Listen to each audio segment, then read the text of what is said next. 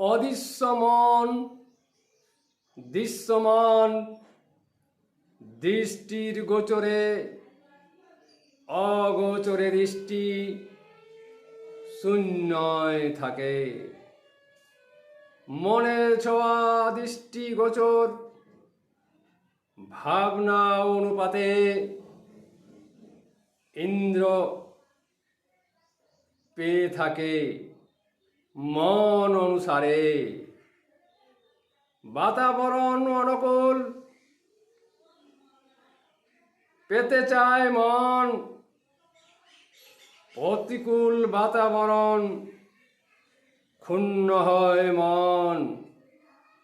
অক্ষুণ্ণ ক্ষুণ্ণ মনের চলন দিগান্তর করে ভ্রমণ। সূক্ষ্ম একটি চলন কখন কোথায় ছুঁয়ে যায় জ্ঞান অনুসারে।